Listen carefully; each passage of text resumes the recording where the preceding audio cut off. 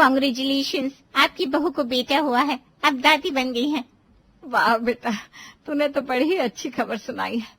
भगवान तेरा भला करे। कहाँ है मेरा पोता? अभी डॉक्टर उसे जरा चेक कर रहे हैं। थोड़ी देर में आप अपनी बहू और अपने पोते से मिल सकते हैं और परसों आप उन्हें घर भी ले जा सकते हैं। ठीक है, बहुत बहुत शुक्रिया। अच्छा, अब मैं चलती हूँ, दूसरे पेशेंट को भी देखना है। किसी चीज की जरूरत हो तो बुला लीजिएगा। ऐसा कहकर नर्स चली गई। यमुना आज बड़ी खुश थी क्योंकि आज वो दादी बन गई थी। उसने अपने बेटे युग को फोन लगाया और ये खुशखबरी सुनाई। कुछ देर में युग भी हॉस्पिटल पहुंच चुका था। अब दोनों मानसी और उसके बच्चे से मिलने गए। हाय, मेरा पोता कितना प्यारा लग रहा है, नजर ना लगे किसी की। देख तो युग, ये बिल्कुल तेरे ऊपर गया है ना। हाँ मम्मी, इसकी आंखें तो देखो बिल्कुल ब्राउन है मेरी तरह। मम्मी, इसको कोई नाम दो ना, हम इसे क्या क्या कर पुकारेंगे? नाम तो बुआ रखती है, पर मैंने सोचा है घर में हम सब इसे कृष कहकर बुलाएंगे, ठीक है ना? अरे नहीं, मुझे बिल्कुल नाम पसंद नहीं आया। घर में हम सब इसे बिट्टू कहकर बुलाएंगे। हाँ, बिट्टू, यही ठीक है। मानसी, मम्मी ने जो कहा बस वही नाम होगा। आज से हम सब इसे बिट्टू ही बोलेंगे। और सुनो मानसी, परसों तुम्हें हॉस्पिटल से छुट्टी मिल जाएगी, फिर घर आकर घर भी संभालना है। चल युग बेटा, घर चलते हैं। यमुना और युग घर चले गए। ऐसे ही दिन बीता और 2 दिन बाद मानसी हॉस्पिटल से आ गई। उसके आते ही उसकी सास ने कहा, मानसी बेटा जा थोड़ी चाय बना ला सबके लिए, मैं तो थक गई काम कर करके। मम्मी जी, अभी अभी तो हॉस्पिटल से आई हूँ, अभी अभी क्या मैं किचन में जाऊं? अरे हॉस्पिटल से आई है तो कौन सी बड़ी बात हो गई। हमारे टाइम पर तो घर में ही बच्चे होते थे और हम तो उसी दिन से काम में लग जाते थे। काम काज करने से ना सेहत अच्छी रहती है, फुर्ती भी बनी रहती है। चल जा, अब सबके लिए चाय बनाकर लेकर आ, ज्यादा बहस ना कर। और मुझे ना पहले थोड़ा पानी पिला दो, बहुत प्यास लगी है। और पानी थोड़ा मिक्स करके लाना, ज्यादा ठंडा पानी पीने से गला खराब हो जाता है। ठीक है, अभी लाती हूँ। मानसी ने कमरे में बिट्टू को सुलाया और फिर किचन में चली गई। पहले युग को पानी दिया, फिर चाय गैस पर चढ़ा दी। जैसे ही उसने चाय गैस पर चढ़ाई और चाय पत्ती डाली ही थी कि बिट्टू रोने लगा। अरे मानसी देख तो ये बिट्टू क्यों रो रहा है, थोड़ा ध्यान दिया कर। मानसी दौड़कर बिट्टू के पास गई और रोते हुए बिट्टू को चुप करने लगी। ले, मेरा राजू बेटा, चुप हो जा। ऐसे नहीं रोते, मम्मा बस अभी थोड़ी देर में आ जाएगी तुम्हारे पास। दादी को चाय देकर आती है mama. No no no no no. अरे मानसी, देखा बिट्टू को खिलाने के चक्कर में तूने क्या किया। इस लड़के का ध्यान कहाँ रहता है, पता नहीं घर संभालना कब सीखेगी।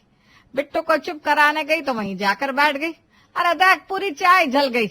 अब जल्दी से पहले चाय का बर्तन साफ कर, फिर दोबारा चाय बना। पर मम्मी जी, अभी तो आप ही ने कहा कि जाकर बिट्टू को संभाल, वो रो रहा है, और अब आप मुझे ही ताने दे रही हैं। मम्मी से इस तरह से बात करने की जरूरत नहीं है। मम्मी ने कुछ सोच समझ कर ही बोला होगा। अरे बिट्टू रो रहा था तो मम्मी ने कहा उसे चुप करा दो। मम्मी ने तुमसे ये नहीं कहा था कि चाय जला दो। तुम इस घर की बहू हो, तुम्हारा ध्यान दोनों तरफ होना चाहिए। अरे आजकल की बहू की तो बस पूछो ही मत, ऐसी जीभ चलती है कि क्या बताऊं। चल जाकर चाय बना जल्दी। बेचारी मानसी फिर से किचन में गई, चाय बनाकर लाकर दी।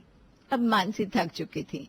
वो थक कर बिट्टू के पास अपने कमरे में गई और लेटी ही थी कि बिट्टू नींद से जाग गया। उसे भूख लगी थी। मानसी उठकर किचन में गई और बिट्टू का दूध गर्म करने लगी। तभी युग ने आवाज दी, मानसी कहाँ यार, कितनी बार कहा है कि मेरे आसपास रहा करो, मुझे किसी भी चीज की जरूरत हो सकती है, एक बार हॉल में आओ जरा। मानसी बिट्टू के पास से हॉल में आई। क्या हुआ, क्यों इतने जोर जोर से आवाज लगा रहे हैं आप, कौन सा पहाड़ टूट पड़ा है आप पर? अरे इतने गुस्से में क्यों बोल रही हो? मैंने इसलिए बुलाया था कि मेरा सोफे पर से उठने का मन नहीं कर रहा है और मुझे टीवी देखनी थी। हाँ तो टीवी आपको देखनी है, इसमें मैं क्या करूं? अब आपके बदले टीवी तो नहीं देख सकती मैं। अरे क्या मजाक कर रही हो, टीवी तो मैं ही देखूंगा। तुम वो टेबल पर रखा टीवी का रिमोट जरा पकड़ा दो और एक अच्छी सी मूवी लगा दो जो मुझे पसंद आए। हे भगवान, मतलब आपने मुझे इसलिए कमरे से बुलाया? हाथ हो गए भाई, आपका दिमाग खराब है क्या? एक तो अभी 3-4 दिन पहले मेरी डिलीवरी हुई है, ऐसी वीकनेस है, और आप मुझे इतनी छोटी छोटी बातों पर भगा रहे हो। ये रिमोट आपके पास ही पड़ा था, बस 2 कदम की दूरी पर, आप खुद नहीं ले सकते। मुझे बिट्टू का दूध भी बनाना है, उसे भूख लगी है। यमुना युग के पास बैठी सब सुन रही थी। उसे गुस्सा आ गया और गुस्से में बोली, ए मानसी, एक बात कान खोल कर सुन ले। मेरे जीते जी तू मेरे बेटे से इस तरह से बात नहीं कर सकती। कल की आई लड़की मेरे बेटे को आंख दिखा रही है, इसकी मजाल तो देखो। तुझे क्या लगता है तू मेरे बेटे को दबा कर रख लेगी? तेरा ये सपना कभी पूरा नहीं होगा, इसलिए जबान लड़ाना बंद कर। मम्मी जी, मैंने बस इतना ही कहा था कि रिमोट पास में पड़ा था तो ले लेते। अच्छा, तो तू मेरे बेटे पर हुक्म चलाएगी? तू जो कहेगी वही मानेगा मेरा बेटा। अरे मैंने कभी मेरे बेटे को एक गिलास पानी तक खुद से लेना नहीं दिया, हर चीज उसके हाथ में दी है। तो अब तुझे भी वही करना पड़ेगा। मेरा बेटा अपने हाथों से कुछ नहीं करेगा। अरे बिट्टू का दूध भी बाद में, पहले इसका काम कर दे। कैसे अजीब लोग हैं, थोड़ी भी दया नहीं है क्या इनमें? इन्हें मेरी हालत समझ में नहीं आती। बेचारा बच्चा भूखा है, रो रहा है और इन्हें अपनी पड़ी है। मानसी छोड़ो इन सब बातों को, जाने दो। तुम खाना बनाओ जल्दी से, बहुत भूख लग रही है।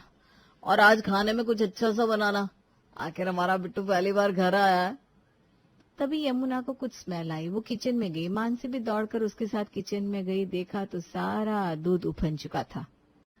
सत्यानाश, ये क्या किया? सारा दूध उफान दिया। पूरा 2 किलो दूध था। अब मेरी शाम की चाय कैसे बनेगी? बिट्टू को दूध कैसे दोगी? छोटा बच्चा है तेरा, थोड़ी तो समझ रखा कर। भला दूध गैस पर रखकर इधर उधर कौन जाता है? वो मम्मी जी, युग ने बुलाया था तो मैं चली आई और पीछे से ये दूध पूरा उफन गया। तेरा, मेरी फूटी किस्मत जो ऐसी बहू मेरे पल्ले पड़ी है, इससे तो कुछ भी संभाला ही नहीं चाहता। अरे अब मेरा मुंह क्या देख रही है? बाजार जाओ, जाकर दूध लेकर आ। बेचारे बच्चे को यूं ही भूखा रखेगी क्या? मानसी बेचारी, अब उससे कुछ कहते नहीं बना। वो चुपचाप बाजार गई। बाजार से 2 किलो दूध लेकर आई। उसे गर्म किया, ठंडा किया और फिर बिट्टू को पिलाया। अगले दिन सुबह मानसी किचन में नाश्ता बना रही थी कि यमुना ने आवाज दी, मानसी देख तो दरवाजे पर कौन है? कब से बेल पर बैल बजा रहा है, दूध वाला होगा शायद। जी मम्मी जी, देखती हूँ, बस ये सब्जी गैस से उतार दूं। तो गैस से सब्जी उतारेगी तब तक वो क्या खड़ा रहेगा तेरे लिए? चुप से गैस बंद कर एक बार और दरवाजा खोल। काम नहीं होता इस लड़के से, जब देखो बहाने तैयार रहता है। ये मम्मी जी भी ना बाहर बैठी हैं सोफे पर गेट नहीं खोल सकती। हर बात के लिए बस मुझे ही आवाज लगाएंगी। अरे क्या क्या करूं मैं? एक तो बच्चा छोटा है, उसका काम, ऊपर से युग जी किसी भी बच्चे से कम है क्या? और इन सब में मेरी सासू माँ के नखरे अलग। मानसी ने खुद में ही बड़बड़ाते हुए दरवाजा खोला, दूध लिया और किचन में गई। अभी दूध गर्म रखा ही था कि युग की आवाज आई, मानसी जरा मेरा टॉवेल दे दो, मुझे नहाने जाना है, और मेरे कपड़े भी निकाल दो। ये रहा आपका टॉवेल, और कपड़े मैंने पहले से निकाल कर रख दिए। एक बार ठीक से देखिए तो सही, बिना देखे आवाज लगा देते। अरे शायद सब्जी जल गई। मानसी दौड़ती हुई रसोई में पहुंची। देखा तो पूरी सब्जी जल गई है, दूध भी निकल गया है थोड़ा। हे भगवान, इन लोगों के चक्कर में पूरी सब्जी जल गई। यहाँ तो एक पैर कमरे में है तो एक पैर रसोई में, कोई जरा सी हेल्प नहीं करता। अब फिर से सब्जी बनानी पड़ेगी। अरे मानसी, नाश्ता तैयार हुआ कि नहीं? 9 बज गए। आज नाश्ता दोपहर में मिलेगा क्या? नाश्ता भी टाइम पर नहीं बनता इससे। सुबह से मक्खियां मार रही थी क्या? हो गया मम्मी जी, 5 मिनट में लगाती हूँ नाश्ता। नाश्ता बनाने में इतनी देर लगती है क्या? मम्मी जी, यहाँ वहाँ भागा दौड़ी में देर हो गई। कभी रसोई में जाओ, कभी घर के सब आवाज देते हैं, इसी चक्कर में देर हो गई। अब कर भी क्या सकते हैं, चलो अब जल्दी से नाश्ता लगाओ। मानसी ने सबको नाश्ता सर्व किया। सबने नाश्ता किया। फिर मानसी बिट्टू की मालिश करने कमरे में गई। अब मानसी बिट्टू की मालिश कर रही थी कि श्रेया का फोन आया। हेलो भाभी, क्या कर रहे हो? खुश नहीं दीदी, बस अभी आपके भतीजे की ही मालिश कर रही थी। आप बताइए, आप कैसी हैं? अब भाभी डिलीवरी टाइम नजदीक है, डॉक्टर ने कहा है बेबी का बीबी हो सकता है। अब इन दिनों में जैसी रह सकती हूँ बस वैसी हूँ। हाँ दीदी, समझ सकती हूँ। अभी कुछ ही दिन तो हुआ है मेरी डिलीवरी को। तो भाभी अभी तो आप रेस्ट पर होंगी ना? रेस्ट? वो क्या होता है? अरे दीदी, आपकी मम्मी मुझे कभी रेस्ट करने ही नहीं देती। आप तो उनका स्वभाव अच्छे से जानती हैं। उनका कहना है इस समय में भी काम करते रहना चाहिए, इससे फुर्ती बनी रहती है। अरे भाभी, तब तो बड़ी दिक्कत हो जाती होगी। बिट्टू भी अभी छोटा है, आप कैसे मैनेज करती हैं ये सब? बस दीदी, सब मैनेज करना पड़ता है। एक पैर कमरे में तो एक रसोई में, यही चल रहा है। यहाँ कोई अपने से एक सामान भी नहीं लेता, छोटे से छोटा सामान भी चाहिए तो मुझे आवाज लगाते हैं। आज मम्मी जी हॉल में सोफे पर बैठे थे और मैं किचन में थी, तभी डोरबेल बजी पर उनसे दरवाजा नहीं खोला गया, मुझे ही आवाज लगाने लगी, लगता है दूध वाला होगा, दूध ले ले, जल्दी कर। मम्मी की ये बात ना गलत है, मम्मी को थोड़ा तो समझना चाहिए। अभी अभी डिलीवरी हुई है आपकी, आपके अंदर वीकनेस भी होगी, बच्चा भी छोटा है, थोड़ी हेल्प कर देंगी तो क्या आ जाएगा उनका। अब दीदी क्या कर सकता है, ऐसे ही रहना पड़ेगा मुझे। मम्मी जी को तो कभी रियलाइज होने से रहा, ऊपर से इनको भी ना बच्चे जैसा बना रखा है, हर चीज लाकर इनके हाथ में दो। देखती हूँ भाभी मैं आपके लिए क्या कर सकती हूँ। चलिए फोन रखती हूँ। ठीक है दीदी, अपना ख्याल रखिएगा। ऐसा कहकर मानसी ने फोन काट दिया और बिट्टू की मालिश करने लगी। तभी यमुना ने आवाज लगाई, मानसी बिट्टू की मालिश हो गई क्या? कितनी देर हो गई तुझे मालिश करते, सो तो नहीं गई? नहीं मम्मी जी, बस आ ही रही थी। कहिए, कुछ काम था क्या? अरे मैं ये कह रही, जो काजू बादाम घर में पड़े हैं ना, उसे जरा धूप दिखाकर साफ करके सेक के रख ले। अब श्रेया की डिलीवरी के बाद वो यहीं आएगी तो उसे खिलाने के काम आएंगे। जी मम्मी जी, मैं कर दूंगी। और हाँ, आज दोपहर में खाने में पनीर की सब्जी और कुलचे बना लेना, यो कह रहा था उसे खाने का बड़ा मन कर रहा है। जी मम्मी जी, बना लूंगी। जब खाने की तैयारी कर, श्रेया के आने के बाद श्रेया से पूछकर थोड़े गोंद के लड्डू भी बना देना। मानसी रसोई में गई, बादाम काजू को धूप में रखाई, फिर खाना बनाने लगी। तभी सीमा और रेखा आई। यमुना, तेरे घर पोता हुआ है, तूने बताया भी नहीं, कोई पार्टी भी नहीं दी। हाँ, अब पार्टी नहीं दी तो क्या करे, हम तो तेरे पोते को देखने चले आए। कहाँ है तेरा पोता, शक्ल तो दिखा। अरे पार्टी भी होगी और धूमधाम से होगी, पर हम ये सोच रहे थे कि श्रेया का भी बच्चा होने वाला है, तो क्यों ना दोनों की पार्टी साथ में ही दे दी जाए, बस इसीलिए रुके हुए थे। अरे मानसी, जरा बिट्टू को लेकर आ। अब मानसी खाना बनाते बनाते रसोई से निकलकर बिट्टू को लेकर यमुना के पास आई। दे बिट्टू को मुझे दे, तू जाकर सबके लिए चाय नाश्ता ले आ। मानसी चाय बनाने चली गई। ये देखो, ये मेरा पोता, इसे हम बिट्टू बुलाते हैं, सारा दिन ना बस मेरी गोदी में ही रहता है। अरे वाह, ये तो बड़ा ही प्यारा है, भगवान इसे लंबी उम्र दे। हाँ यमुना, ये तो एकदम भगवान कृष्ण के अवतार जैसा है, देख कैसे टुकुर टुकुर देख रहा है। अरे राम, इसने तो मुझे गिला कर दिया। अरे राम, ये क्या किया तूने, है? अरे मानसी, जल्दी आ, देख बिट्टू ने क्या कर दिया। मानसी हड़बड़ाते हुए रसोई से आने लगी और उसके हाथ से सारी चाय गिर गई और चाय के कप भी फूट गए। अरे अक्ल के दुश्मन, ध्यान कहाँ है तेरा? एक काम ध्यान से नहीं होता तुझसे, सारी चाय गिरा दी, ऊपर से इतने कप का नुकसान हुआ सो अलग। मम्मी जी, आपने ऐसे आवाज लगाई तो मैं बस भाग कर आ रही थी, चाय भी बन चुकी थी तो सोचा चाय ले जाऊं, तभी हड़बड़ी में मुझसे चाय गिर गई। हाँ तो बिट्टू ने देख मुझे गीला कर दिया, अब कौन इसे साफ करेगा? तुझे बाहर लाते टाइम इसे हगिस पहनानी चाहिए थी ना। अब जा जा कर ये सारे कप के टुकड़े साफ कर, अभी मेरा बेटा आता ही होगा, कहीं उसके पैरों में ना लग जाए। वाह क्या बात है, यहाँ मम्मी जी को सबकी चिंता होती है, बस मुझे छोड़कर। अपने बेटे की तो कुछ ज्यादा ही चिंता है। जल्दी कर, उसके पैरों में ना लग जाए। एक बार ये नहीं पूछा कि बेटा देखना तेरे हाथों में ना लग जाए। पता नहीं कब आंख खुलेगी मम्मी जी की। मानसी मन ही मन बड़बड़ाती हुई कप के बिखरे टुकड़े साफ करने लगी। तभी यमुना के पास साहिल का फोन आया। नमस्ते मम्मी जी। अरे खुश रहिए दामाद जी, आइए आइए। श्रेया बेटा आराम से आओ। मानसी, युग देखो कौन आया है। दीदी, जीजा जी, कितने दिनों बाद आपसे मिलना हुआ। अरे अब तो ये छोटी गुड़िया भी आई है। गुड़िया, मैं आपका मामा हूँ और ये आपकी मानसी मम्मी। दीदी आप बिल्कुल चिंता मत कीजिए, मानसी है ना, वो सब कर देगी। क्या मानसी? अब हाँ, मैं कर लूंगी ना सब। अच्छा मम्मी जी, मैं चलता हूँ, मुझे थोड़ा काम है, आता रहूंगा बीच बीच में। ठीक है बेटा, अब काम तो करना भी जरूरी है। आते रहिएगा, आप आएंगे तो हमें अच्छा लगेगा। साहिल चला गया। साहिल के जाने के बाद श्रेया ने यमुना से कहा, देखो मम्मी, मैं कब से सुन रही हूँ कि भाभी सब कर देगी, भाभी सब संभाल लेगी, लेकिन मेरा और मेरे बच्चे का सारा काम आप ही करेंगी। अरे भाभी भी अभी अभी माँ बनी है, उन्हें कहाँ कोई एक्सपीरियंस है इन सब चीजों का। मुझे कोई रिस्क नहीं लेना अपनी गुड़िया के साथ, मेरा तो सारा काम आप ही करेंगी, तभी मैं यहाँ रहूंगी। अरे बेटा, मानसी बिट्टू की देखभाल भी तो करती है ना, और खाने में तुझे क्या देना है मैं उसे समझा दूंगी, वो सब कर देगी। तो आराम कर, ज्यादा सोचा मत कर बेटा। नहीं मम्मी, मैंने कह दिया तो कह दिया, मेरा और गुड़िया का सारा काम बस आप करेंगी। अच्छा बाबा, ठीक है, मैं कर दूंगी है। अब तो आराम कर। मम्मी, गुड़िया भूखी होगी है, जरा उसके लिए दूध बना कर ले आइए ना प्लीज, नहीं तो मैं ही ले आती हूँ। अरे नहीं नहीं नहीं, अभी अभी डिलीवरी हुई है तेरी, अभी से काम नहीं करने दूंगी। तो रुक, मैं लाती हूँ। थैंक यू मम्मी, थोड़ा जल्दी लाइएगा। भाभी आप मेरे पास बैठिए ना। यमुना दूध बनाने चली गई और मानसी श्रेया के पास बैठ गई।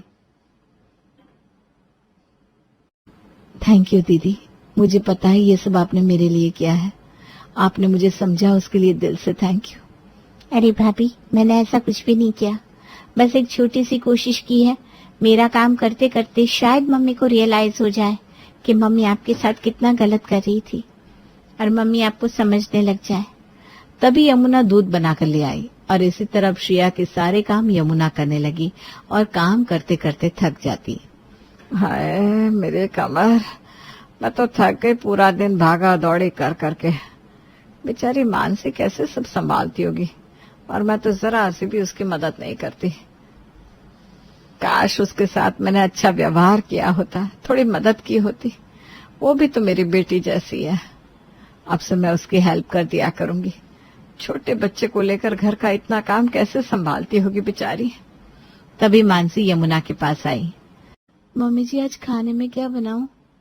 रुक, सब्जी मैं बना देती हूँ, तू बिट्टू को देख ले, बाद में रोटियां तू सेक लेना। जी मम्मी जी।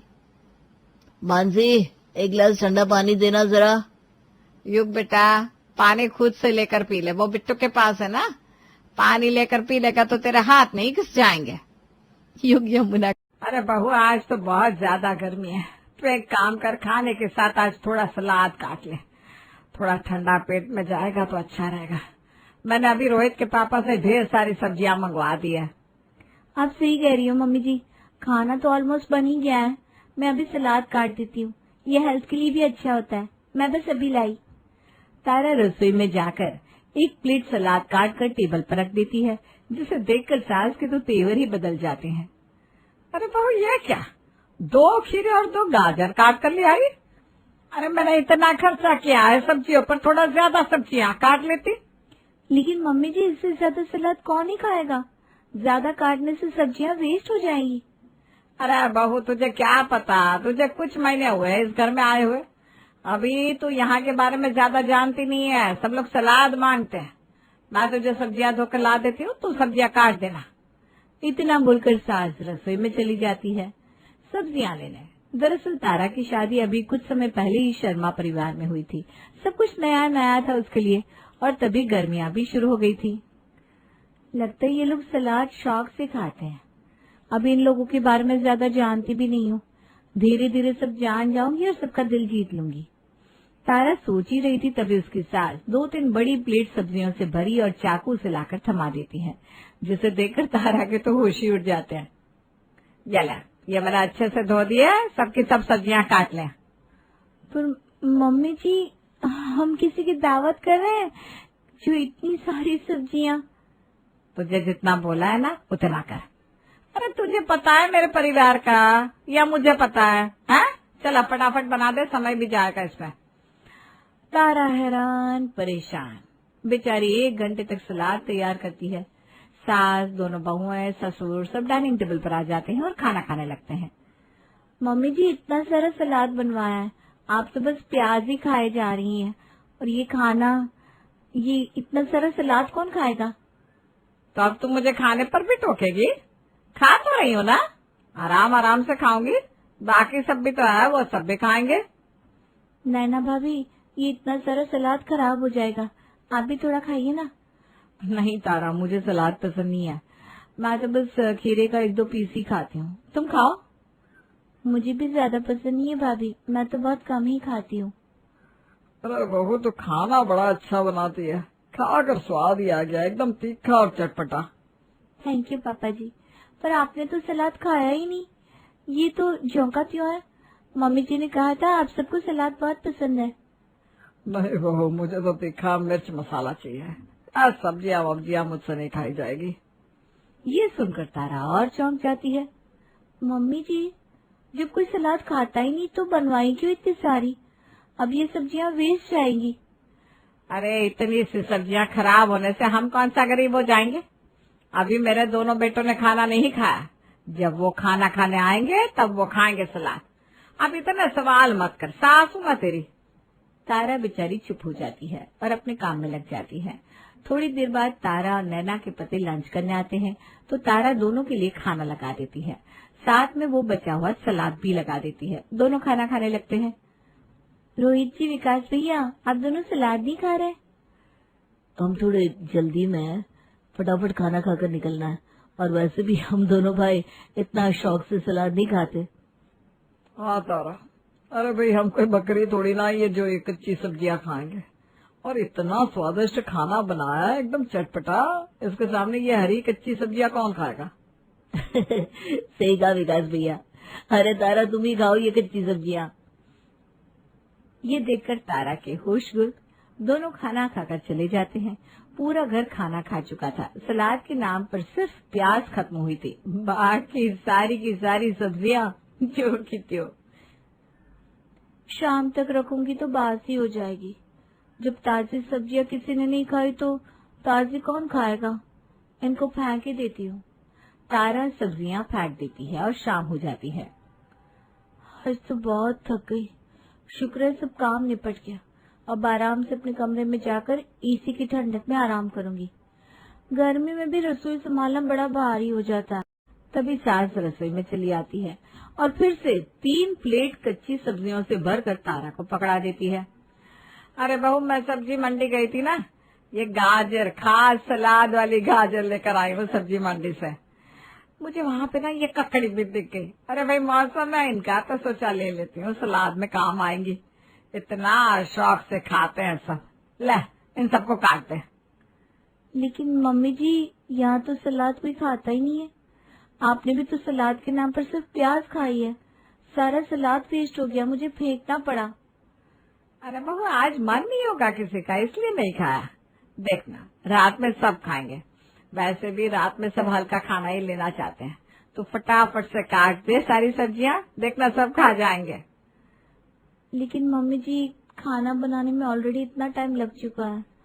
अब 1-1.5 घंटा इतनी सारी सब्जियां काटने में लग जाएगा।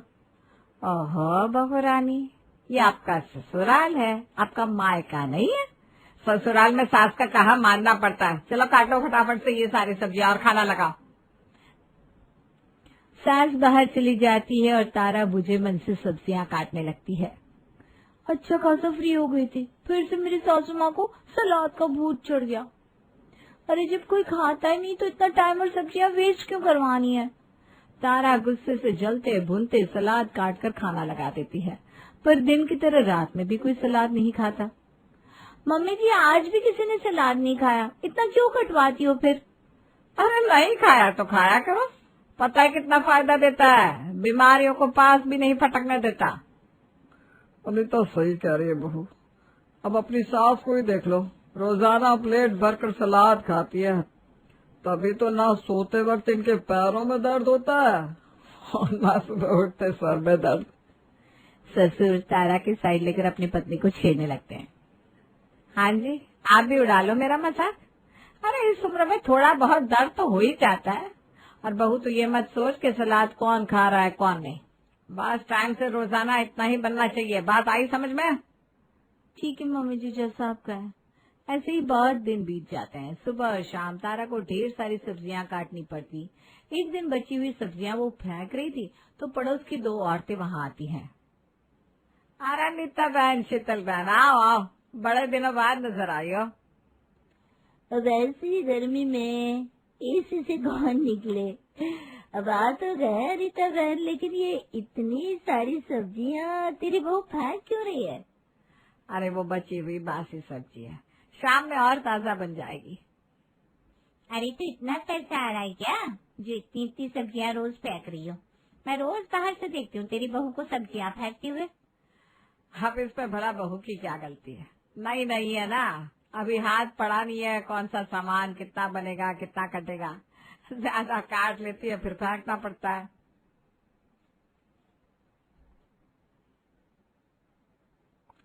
अरे अनीता बहन, इतना ही पैसा आ रहा है तुम लोगों के पास तो हमें दे दो, हम ध्यान से चला लेंगे, ऐसे बर्बाद नहीं करेंगे। सही कहा अनीता, लगता है अपनी अनीता बहन और उसकी नई बहू पे कुछ ज्यादा ही पैसा आ रहा है जो ऐसे बर्बाद किया जा रहा है।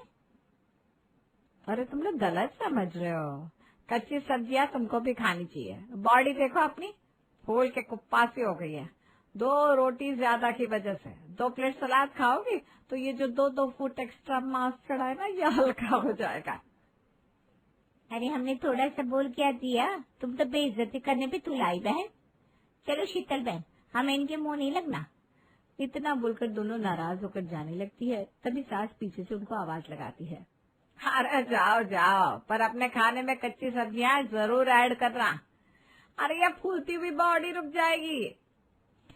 वो दोनों मुंह बनाकर चली जाती है। ये सब दूर से तारा देख रही थी। वो पैर पटकते हुए रसोई में जाती है। भाभी, मम्मी को ये ज्यादा ही हो रहा है। अरे अभी तक तो जबरदस्ती घर वालों को ठूस ठूस के सलाद खिलाती थी, अब तो पड़ोसियों के भी पीछे पड़ गई है। तुम नई नई आई हो ना, इसलिए अजीब लग रहा है। मैं तो पिछले 6 साल से ये देख रही हूँ, अब तो आदत हो गई है। मम्मी की आदत होगी। अरे तो भाभी, जो सब्जियां वेस्ट ही होनी है उनको काटना क्यों है? आप मम्मी को समझाइए ना। अरे हम सब लोग कोशिश कर चुके हैं, पर मम्मी जी किसी की सुनती है क्या? अब तो हम भी उनसे हार गए, वो किसी की नहीं सुनने वाली। मैंने भी बहुत सब्जियां काटी है, अब तुम्हारी बारी है, इसलिए काटो सब्जियां और झेलो इनको। नैना रसोई से चली जाती है और तारा अपना सर पकड़ लेती है। हे भगवान, क्या करूं, कैसे समझाऊं उनको? अब फिर थोड़ी देर में 3 प्लेटें भर के पकड़ा देंगी। वही हुआ, सास ने फिर से सब्जियां पकड़ा दी और बेचारी तारा को काटनी पड़ी। रात को जब वो अपने कमरे में थी, वो अपने पति रोहित से कहती है, सुनिए ना, मम्मी जी को समझाओ ना, रोज रोज इतनी सारी सब्जियां कटवाती है मुझसे, सुबह शाम दोपहर। अरे तो इसमें मैं क्या कर सकता हूँ? ये तुम सास बहू के बीच का मामला है, तुम खुद हैंडल करो। अरे पर वो मेरी सुने तब ना। भेड़ बकरी समझ के रखा है क्या हम सबको? सही कहा था विकास भैया ने कि हम बकरी हैं क्या जो इतनी कच्ची सब्जियां खाएंगे। देखो, तुम अपना मूड ऑफ मत करो, तुम्हारा मन नहीं है मत खाओ, मम्मी जी की खुशी के लिए काट दिया करो। इस घर में ना किसी का कुछ नहीं हो सकता। तारा गुस्से से कमरे से बाहर आ जाती है, जहाँ तारा की सास और नैना बैठे हुए थे। अरे यार तारा, ये देखो ना, मेरे बाल कितने रूखे हो गए, स्किन भी ग्लो नहीं कर रही, वेट तो देखो बढ़ता ही जा रहा है, इतनी तो मेरी उम्र भी नहीं है। तारा कुछ बोलती उससे पहले ही सास बोल पड़ती है, यह सब सास की बात न मानने का नतीजा है। अरे जो भर भर कर चटपटा खाना खाती हो, उससे तो यही होगा, समय से पहले ही बूढ़ी दिखने लगोगी। अब इसमें मेरा चटपटा खाना कहाँ से आ गया मम्मी जी? बिल्कुल आएगा भाई। अरे उस खाने की जगह कच्ची सब्जियां खा, रात में तो खाना बिल्कुल ही मत खा। 2 बाउल भरकर कच्ची सब्जियां खाया कर रात को, देख सारी दिक्कत से दूर हो जाएगी। मैं मानती हूँ मम्मी जी, लेकिन मैं इतनी सब्जियां नहीं खा सकती हूँ, सिर्फ थोड़ी ही खा सकती हूँ, सब्जियों के सहारे तो मैं मर ही जाऊंगी। नैना मानने को तैयार नहीं थी, पर सास लगातार नैना को सब्जियों के बारे में लेक्चर दिए जा रही थी। उफ, ये मम्मी जी भी ना दूसरों को सब्जियां खिलाने पर तुली रहती है, पर खुद तो उनको छूती भी नहीं है। इनका कुछ नहीं हो सकता। ऐसे ही कुछ दिन और बीत गए। सास का सलाद काटना और तारा का खून जलना अभी ऐसे ही जारी था। एक दिन नैना का बेटा आरव, उसे भूख लगी थी। मम्मी भूख लगी है, कुछ खाने को दो ना। बेटा, आपकी मम्मी तो घर पर नहीं है, तारा चाची आपके लिए खाना बना देगी। बताओ क्या खाओगे? मैं नूडल्स खाऊंगा चाची, बहुत भूख लगी है, जल्दी से बना दो। ठीक है, अभी बना कर लाई। रुको बहू, अरे वो छोटा बच्चा है, नूडल्स उसकी सेहत के लिए अच्छा नहीं है। ये लो, आ रहा बेटा, मैं तुम्हारे लिए कच्ची हरी ताजी सब्जियां लाई हूँ। इस पर नमक और नींबू भी डाला है। लेकिन मम्मी जी, आरव छोटा है, उसका सब्जियों से पेट नहीं भरेगा। तुझे बोला है ना बीच में मत बोला कर। मैं इसे सलाद खिलाऊंगी, इसका पेट बहुत अच्छे से भरेगा और इसकी सेहत भी अच्छे से रहेगी। नहीं दादी, मैं नहीं खाऊंगा, मुझे ये फीका लगता है, अच्छा नहीं लगता, मुझे नूडल्स चाहिए। ऐसे कैसा नहीं खाएगा, दादी के हाथ से खाना पड़ेगा, दादी प्यार से खिलाएगी। सास प्यार प्यार से आरव को सब्जियां जबरदस्ती खिलाने लगती है, जिसे देखकर तारा जल बुन जाती है। सब्जियां अच्छी होती है मानती हूँ, पर जबरदस्ती किसी पे अपनी पसंद थोपना भी अच्छा नहीं है। मम्मी जी की वजह से रोज इतनी सब्जियों का नुकसान होता है, मुझे कुछ करना ही होगा। अब ऐसी बात नहीं बनेगी। अब जब मम्मी जी जबरदस्ती आरव को सब्जी खिला सकती है, तो कुछ तो मैं भी जबरदस्ती खिला ही सकती हूँ। तभी तारा के दिमाग में खिचड़ी पकने लगती है। अगली सुबह जो रात की बची गाजर थी, उसके पराठे बना दिए। सब लोग नाश्ता करने बैठ गए। अरे बहू, सलाद क्यों नहीं काटा? कितनी अच्छी गाजर थी, जा काट कर लिया। तुझे पता है ना, सब्जियों के बिना मेरे मुंह में खाना नहीं चलता। अब उसकी जरूरत नहीं पड़ेगी मम्मी जी, मैंने पराठों में रात की बची गाजर भर दी है। सब्जियां वेस्ट भी नहीं जाएंगी और आपकी सेहत भी अच्छी हो जाएगी। ये सही किया बहू, देखना अनिता कितने शौक से खाएगी। ओहो, ये तो मजेदार किस्सा हो गया, मम्मी को तो बहुत पसंद आएगा। मम्मी की फेवरेट जो है गाजर। ये सुनकर सास का मुंह चढ़ जाता है। जैसे ही वो पराठा टेस्ट करती है, उसमें सब्जियों का स्वाद आता है जो उसे बिल्कुल पसंद नहीं था। ये क्या बना दिया बहू, इसका स्वाद तो बड़ा ही खराब है, मुझसे ये खाया नहीं जाएगा। नहीं मम्मी जी, ये तो खाना ही पड़ेगा आपको। आपको याद है कल आपने आरव को कितने प्यार से सब्जियां खिलाई थी, ये बोलकर कि वो जल्दी जल्दी बड़ा हो जाएगा। वैसे ही मैं भी आपको प्यार से खिलाऊंगी। आपको सब्जियां बहुत पसंद है ना, आपको बहुत फायदा देगा ये पराठा। सास अपनी बहू के बदले तेवर और इरादे जान गई थी। उसने चुपचाप मुंह बनाते हुए पराठा खा लिया और बाकी सब चुपके चुपके हंस रहे थे। शाम होती है। अरे बहू, सलाद काट लिया तूने? जी मम्मी जी, ये देखिए आपके कहने से पहले ही काट दिया।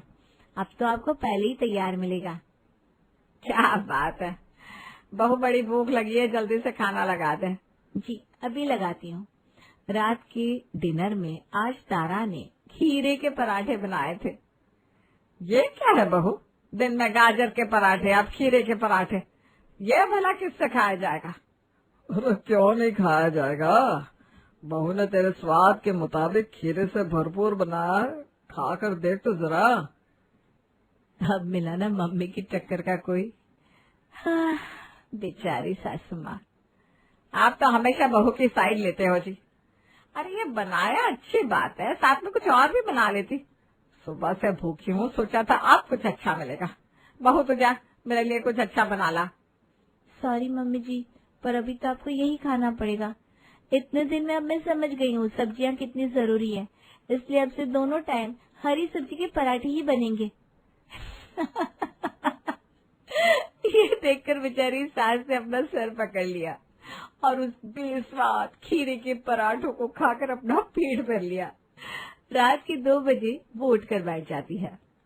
बहुत भूख लगी है, कुछ चटपटा खाने को नहीं मिला आज पूरे दिन में, और सब्जियां खा खा कर मेरा मुंह सड़ गया। रसोई में जाकर कुछ बना लेती हूँ। जैसे ही सास रसोई में गई तो तारा वहाँ पहले से मौजूद। अरे तारा बहू, तो यहाँ इस समय?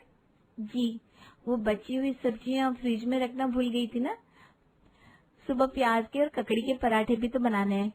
ये सुनकर सास हक्का बक्का रह गई। चुपचाप खिसक लेती हूँ, वरना पता नहीं अभी मुझे ककड़ी के पराठे खिला दे। अगली सुबह नाश्ते में ककड़ी के पराठे थे। ककड़ी के पराठे, ये तो हद कर दी तूने बहू। ककड़ी के पराठे भला कौन खाता है? मम्मी जी, आप ही ने तो कहा था ककड़ियों का मौसम है, मौसम की सब्जी है, स्वाद लेना तो बनता है। और जब मुझे ख्याल आया कि ककड़ी आपको कितनी पसंद है, तो मैंने ककड़ी के स्पेशल पराठे बना दिए आपके लिए। खाओ तो। अब तो खा ही रही हो ना, नजर क्यों रख रही है मुझ पर? अब रोजाना यही हो रहा था। कभी गाजर, कभी खीरे के पराठे बन रहे थे। देखते ही देखते हफ्ता बीत जाता है। एक सुबह फिर से सास अपने सामने गाजर के पराठे देखकर रो पड़ती है। अरे बस कर बहू, अब और कितनी सजा देगी सब्जियां कटवाने की। अरे मुझसे गलती हो गई भाई, मुझे कच्ची सब्जियां बिल्कुल पसंद नहीं है। मैं रोज रोज ये सब्जियों के बेस्वाद पराठे नहीं खा सकती। लेकिन मम्मी जी, आप तो कहती थी कच्ची सब्जियों के बिना आपका खाना हजम नहीं होता। अरे झूठ बोलती थी मैं। सच तो ये है कि मैं सलाद नहीं खा सकती। बस तुझे काम में लगाए रखने के लिए और इस घर में अपनी सत्ता बनाए रखने के लिए मैं ये सब करवाती थी। मुझे नॉर्मल चटपटा खाना दे दो वरना मैं भूखी मर जाऊंगी। आज के बाद कभी सलाद नहीं कटवाऊंगी मेरी माँ। वाह बहू, तूने तो अपनी सास को रास्ते पर ला दिया। फाइनली अब कच्ची सब्जियों से पीछा छूटेगा। थैंक गॉड आपको समझ में आ गया मम्मी जी। अब घर में सलाद बनेगा, लेकिन पूरे परिवार के लिए सिर्फ एक बड़ी प्लेट, जिससे सेहत भी अच्छी रहेगी और कोई बोर भी नहीं होगा। हाँ तारा, बचा लिया तुमने, वरना मम्मी तो पूरे परिवार को सलाद खिला खिला कर भेड़ बकरियां ही बना दी थी। ये सुनकर सभी हंस पड़ते हैं। फाइनली सासू माँ लाइन पे आ गई थी और बहू की जान सलाद काटने से छूट गई थी। बहू आज खाना ज्यादा बना लेना, मेरी कुछ सहेलियां आएंगी। जी ठीक है मम्मी जी। सुमन खाना बनाने रसोई में जाती है और यहाँ वहाँ सामान ढूंढती है। ओहो, पतीला ही नहीं मिल रहा, कहाँ रखा है। पीछे से घर की छोटी बहू रितु भी आती है। क्या ढूंढ रही हो दीदी? अरे मुझे वो बड़ा वाला पतीला नहीं मिल रहा है। वो तो मैंने उठा कर रख दिया। क्यों? कहाँ उठा कर रख दिया? यहाँ कितनी कम स्पेस है दीदी, ठीक से सारे बर्तन आते भी नहीं। बस हमारे पास एक यही घर है और वो भी मिट्टी का घर है। हाँ सो तो है, न जाने कितने साल पुराना बना है। जाओ तुम पतीला ले आओ, उसके बाद हमें खाना भी तो बनाना है। शाम को हॉल में। मैंने कहा ना मुझे रिमोट दो। मैंने कहा मैं नहीं दूंगी। मुझे अपना फेवरेट कार्टून देखना है। तो मुझे भी तो देखना है, इतनी देर से तुम देख रहे थे। तो तुम हमेशा देखती रहती हो, मुझे तो कभी देखने ही नहीं देती। एक रिमोट को लेकर दोनों बच्चों के बीच लड़ाई हो जाती है। उनकी लड़ाई की आवाजें सुनकर रितु और सुमन वहाँ पर आती हैं। क्या हो गया? फिर से क्यों घर को सिर पर उठा रखा है? पूरा दिन बस लड़ते रहते हो। मम्मी मुझे पिंकी रिमोट नहीं दे रही है। क्योंकि मुझे अपना कार्टून देखना है, इतनी देर से यही देख रहा था। नहीं मम्मी, मुझे थोड़ी देर और देखना है। बस करो, दोनों चुप हो जाओ। किसी को भी टीवी देखने को नहीं मिलेगा। जाओ दोनों जाकर कमरे में पढ़ाई करो। लेकिन मम्मी वम्मी कुछ नहीं, बोला ना, पढ़ाई करो, जाओ। दोनों बच्चे उदास होकर कमरे में चले जाते हैं। इन दोनों की वजह से रोज कितना टाइम खराब होता है ना हमारा। हाँ, एक ही टीवी है घर में, ज्यादा जगह भी नहीं है, तो होगा तो ऐसा ही। इस तरह उन्हें वहां रहने में परेशानी हो रही थी। कुछ दिन गुजरते हैं, फिर एक रात दोनों के पति काम से घर वापस आते हैं। हम सोच रहे हैं अलग अलग घर ले लेते हैं। अलग अलग? हाँ, बच्चे भी बड़े हो रहे हैं, सबको ज्यादा स्पेस की जरूरत तो है। ऐसे घर में रहने में बहुत परेशानी होती है। इतना बड़ा परिवार है और घर छोटा सा। अलग अलग घर होंगे तो अच्छे से सब मैनेज हो पाएगा। हाँ, आइडिया तो सही है, लेकिन हमें कुछ अपने बजट के अकॉर्डिंग देखना होगा ना। वो तो है ही। कल संडे है, हम कुछ प्लॉट देख कर आएंगे। हाँ, और हम लेंगे तो कोई अच्छी जगह ही लेंगे जो थोड़ा शहर के पास हो। यहाँ से सब जगह बहुत दूर पड़ती है। लेकिन मैं इस घर को छोड़कर नहीं जाना चाहती, मैं तो यहीं रहूंगी। लेकिन मम्मी, हम जाएंगे तो आपको भी हमारे साथ ही जाना होगा ना, यहाँ अकेले कैसे रहोगी? मैं कुछ नहीं जानती, और तुम्हें भी अभी अलग होने की कोई जरूरत नहीं है। वो सब तो हम बाद में देख लेंगे, कौन कहाँ रहेगा। अगले दिन दोनों भाई प्लॉट देखने जाते हैं। देखिए, यहाँ पर आपको अपने बजट के अकॉर्डिंग जमीन मिल जाएगी। हाँ, यहाँ का माहौल तो बड़ा अच्छा लग रहा है। लेकिन ये क्या, लोगों ने इतने ऊंचे ऊंचे घर क्यों बना रखे हैं? कई कई मंजिल बनी हुई है एक घर पर, बिल्कुल ऐसे जैसे बिल्डिंग होती है। जी, शहरों में तो ऐसा ही होता है। यहाँ सब मंजिल ही बनाते हैं। जैसे अगर सबको साथ रहना है तो एक के ऊपर एक मंजिल बना लेते हैं। इससे प्राइवेसी में भी दखल अंदाजी नहीं होती है और सब एक साथ एक ही घर में रह भी लेते हैं। आइडिया तो बहुत अच्छा लग रहा है, बिल्कुल सही है। जी चलिए, हम आगे और प्लॉट देख लेते हैं। हाँ, अभी तो हमें घर जाना होगा, हम आपसे बाद में मिलने आते हैं। अरे लेकिन अभी तो हमने देखना शुरू किया था। डीलर की बात का जवाब दिए बिना दोनों भाई वहां से गायब हो जाते हैं। अजीब आदमी है, जब कुछ देखना ही नहीं था तो आए क्यों थे? घर जाने के बाद इतनी जल्दी घर वापस भी आ गए? हमें जो देखना था हमने देख लिया। अच्छा, क्या देखा? कुछ पसंद आया क्या? हमें वहाँ एक चीज बहुत पसंद आई। आप वहाँ एक चीज पसंद करने गए थे? अरे चीज तो यही दुकान पर भी मिल जाती है। मेरी बात तो सुनिए, मेरे कहने का मतलब है हमने वहाँ कुछ अलग देखा। क्या? डायनासोर? क्या डायनासोर? हे भगवान, मजाक कर रही थी, बोलिए ना भैया। हमने फैसला किया है कि हम घर नहीं बदल रहे। क्यों? अब अचानक फैसला क्यों बदल गया? हमने वहाँ बहुत से ऐसे घर देखे जिन्होंने एक मंजिल के ऊपर बहुत सी मंजिलें बना रखी हैं, तो हमने सोचा क्यों ना हम इसी घर के ऊपर 2 मंजिल बना ले। इससे हमें घर बदलने की भी जरूरत नहीं होगी और हमें अलग अलग भी रहना नहीं पड़ेगा। हम तो बस जगह की वजह से परेशान है ना, वरना हम अलग नहीं रहना चाहते। तो हम यहीं पर अच्छे से 3 मंजिला घर बना देंगे। सबका अपना खुद का एक फ्लोर होगा, इससे प्राइवेसी भी हो जाएगी और अलग भी नहीं होना होगा। कल को बच्चों के लिए भी सब आसान हो जाएगा। हाँ, वैसे आइडिया तो बहुत अच्छा है, यही सही रहेगा। अलग रहने का हमारा भी तो मन नहीं है। हाँ, हमारा यहीं 3 मंजिला मकान बने। मम्मी जी जब शाम को आएंगी ना तो ये सुनकर बहुत खुश हो जाएंगी। शाम को ये बात जब शांति को पता चलती है तो खुश होने के बजाय वो हंगामा ही करती है। नहीं नहीं नहीं, मैं ऐसा बिल्कुल नहीं होने दूंगी। अरे अब क्या हुआ मम्मी, आप ही ने कहा था हमें अलग नहीं होना चाहिए, आप इस घर को छोड़कर कहीं नहीं जाओगी। अब तो हम इसी घर में रहने को तैयार हैं, फिर भी आपको इसमें परेशानी हो रही है। अरे तो तुम इस घर को तोड़कर दोबारा बनाने की बात कर रहे हो ना? हाँ, तो अगर मंजिलें बनानी है तो घर तो तोड़ना ही पड़ेगा ना मम्मी। क्यों तोड़ना पड़ेगा? तुम लोग यहीं पर पैदा हुए हो, यहीं पर पले बड़े हो, तुम्हें पता भी है ये घर कितने साल पुराना है। तुम्हारे दादाजी ने इसे खुद बनाया था। मम्मी, ये घर मिट्टी का है, मंजिलें बनानी है तो हमें इसे तोड़ना ही होगा। मेरे जिंदा रहते ऐसा कुछ नहीं हो सकता। मैं तुम्हें ऐसा कुछ नहीं करने दूंगी। मैं इस घर को जरा सी भी तकलीफ होते नहीं देख सकती। कोई बात नहीं मम्मी, अब देखना मत, आंखों पर पट्टी बांध लेना। चुप कर। अरे मम्मी, जगह तो यही रहेगी ना, बस घर का ढांचा ही तो बदलना है। दीवारें अच्छी और मजबूत हो जाएंगी। तुझे पता भी है इन दीवारों ने कितना कुछ देखा है। इस घर के साथ मेरी कितनी सारी यादें जुड़ी हुई है। इन्होंने हमारे सारे पल देखे हैं और उन सबको हमारे साथ जिया है। मैं इन यादों को बिल्कुल नहीं मिटाना चाहती। मम्मी, यादें दीवारों में नहीं, दिमाग में होती है। अगर दीवारें हट भी जाएंगी तब भी आप उन्हें भूल नहीं पाओगी। नहीं, मैंने एक बार कह दिया तो कह दिया। मैं इस घर को अपने जीते जी नहीं टूटने दूंगी। अगर तुम्हें मंजिल बनानी है तो इसके ऊपर ही बना लो। हे भगवान, अब क्या करें। शांति ने तो जिद पकड़ ली कि वो उस घर को टूटने नहीं देगी। तब मम्मी को अलग भी नहीं रहना, घर भी नहीं तोड़ने देना, अब हम क्या करें। हाँ भैया, मंजिल वाला आइडिया बहुत अच्छा था, लेकिन हम मम्मी जी की बात को मोड़ नहीं सकते। वही तो। कोई बात नहीं, बात नहीं मोड़ सकते तो क्या, हम इस घर के ऊपर तो मंजिल बनवा ही सकते हैं। यही करना होगा, और कोई रास्ता भी नजर नहीं आ रहा है। भैया, घर में बैठे रास्ता कैसे नजर आएगा, हम तो घर के अंदर बैठे हैं ना।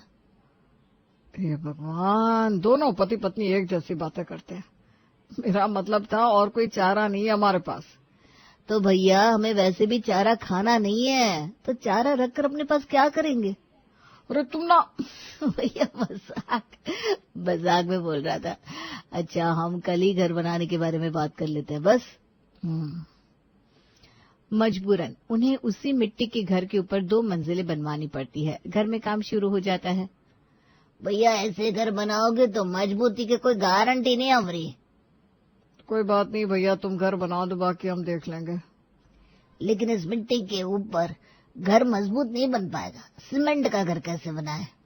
अरे कोई बात नहीं, जैसा ढांचा नीचे बना है वैसा ही तुम ऊपर भी बना दो। कई दिनों की मेहनत के बाद घर पूरी तरह तैयार हो जाता है। आहा, कितना अच्छा लग रहा है हमारा घर। देखो तो जरा, कितना सारा स्पेस हो गया। हाँ दीदी, फर्स्ट फ्लोर पर किचन तो बहुत ही बड़ा हो गया। हाँ, अब हमें किचन में बर्तनों को रखने के बारे में नहीं सोचना पड़ेगा। हाँ, हर फ्लोर पर अलग अलग टीवी भी है। अब तो मामला बिल्कुल सेट हो गया। बिल्कुल। ऊपर छत से देखने में सब कितना अच्छा लगता है, दूर से दूर तक का दिख जाता है। हाँ, सब पड़ोसी हमें कह रहे हैं कि हमने सबसे ऊंचा मकान बनवा लिया। आधे लोग तो हमसे जल रहे हैं। 3 मंजिला घर बनवाकर सभी बहुत खुश थे, सबको बहुत अच्छा लग रहा था। लेकिन आगे आने वाली मुसीबतों से सब अनजान थे। कुछ दिन गुजरते हैं और फिर एक दिन अचानक उनका पूरा घर वाइब्रेट करने लगता है। अरे क्या हो रहा है, ये पूरे घर की दीवारें क्यों वाइब्रेट हो रही है? हे भगवान, ऐसी कौन सी आत्मा आ गई इसके अंदर? देखो तो खिड़कियां भी कैसे शोर मचा रही है। पता नहीं क्या हुआ है। मम्मी, मुझे लगता है भूकंप आ रहा है। क्या कहा? भूकंप आ गया? हमें इसी वक्त घर से बाहर निकलना होगा। चलिए नीचे जाकर देखते हैं क्या हो रहा है। पूरा घर हिलने लगा है। भला अचानक क्या हो गया? मुझे तो लगता है भूकंप आ गया। चलो सबको बता देते हैं और घर से बाहर निकल जाते हैं। चलिए जल्दी। सब घर के बाहर आ जाते हैं। अच्छा हुआ हम बाहर आ गए, लेकिन यहाँ तो आंधी भी आ रही है, कुछ ज्यादा ही तेज आंधी है। बारिश भी आने वाली है शायद। हाँ, और बस हमारा ही घर क्यों वाइब्रेट हो रहा है? बाकी सभी पड़ोसी तो अपने अपने घरों के अंदर है। तो क्या हम भी वापस अंदर चले गए? क्या पता थोड़ी देर के लिए ही भूकंप आया हो। हाँ, चलकर देखते हैं। सब अंदर जाते हैं और देखते हैं कि उनके घर की दीवारें दोबारा से बहुत तेजी से हिल रही थी। हे राम, इस घर के अंदर कौन सी आत्मा आ रही है? अंदर आते ही सब कुछ हिलने डुलने लगता है। अरे बहू बचाओ, कहीं मैं गिर ना जाऊं। मम्मी जी, आप मुझे कस के पकड़ लीजिए। डर की वजह से सब दोबारा घर के बाहर आ जाते हैं। हमारे ही घर की दीवारें हिल रही हैं। हम अंदर भी नहीं रुक सकते और बाहर इतनी तेज आंधी, तूफान और बारिश। लगता है अब हमें यहाँ बाहर ही रुकना होगा। लगता है घर को ठीक से नहीं बनाया, इसलिए ऐसा हो रहा है। हाँ भैया, लेकिन अब हमें इतने तूफान में बाहर ही बैठना होगा। रुकिए, मैं अंदर से छाता लेकर आता हूँ। उन सभी को मजबूरन घर के बाहर ही तूफान रुकने का इंतजार करना पड़ता है। सब छाता लेकर बैठे हुए थे। बताओ, हमारे साथ तो उल्टा हो गया। सब बारिश, आंधी, तूफान में घर के अंदर रुकते हैं और हम यहाँ बाहर बैठे हैं। लेकिन मम्मी, कितना मजा आ रहा है, हम बारिश में खेलेंगे। हाँ चलो। पिंकी और मोनू बारिश में खेलने लगते हैं। इधर आ जाओ, तुम दोनों को सर्दी लग जाएगी। अरे खेलने दो ना, वैसे भी यहाँ बैठे हम भीगी तो रहे। तूफान खत्म होने के बाद सभी घर के अंदर चले जाते हैं।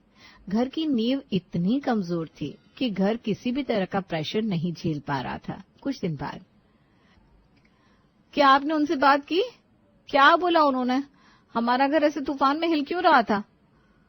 हमने नीचे से घर को दोबारा नहीं बनवाया ना, इसलिए ऐसा हो रहा था। घर मजबूत नहीं बना। उन्होंने तो पहले ही कहा था उनकी कोई गारंटी नहीं है। इसका मतलब हर बार हमें इस समस्या का सामना करना होगा। लगता तो है। अब अगले कई दिनों तक उन्हें ऐसी ही परेशानी होती है। जब भी बारिश या आंधी आती तो उन्हें घबराकर घर से बाहर निकलना पड़ता।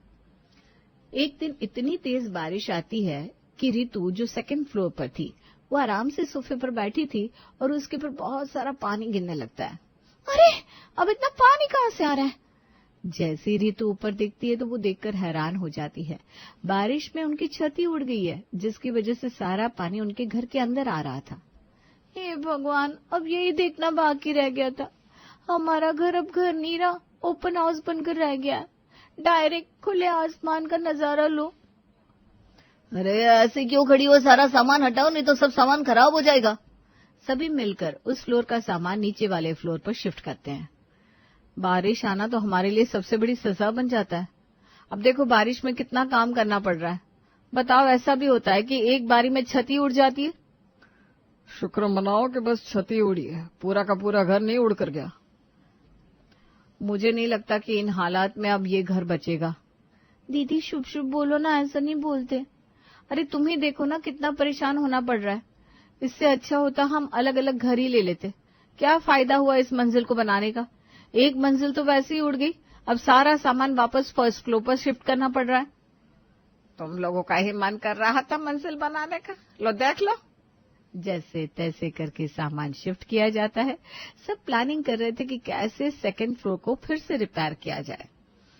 हाँ, हम अगले हफ्ते ही काम शुरू करवा देंगे।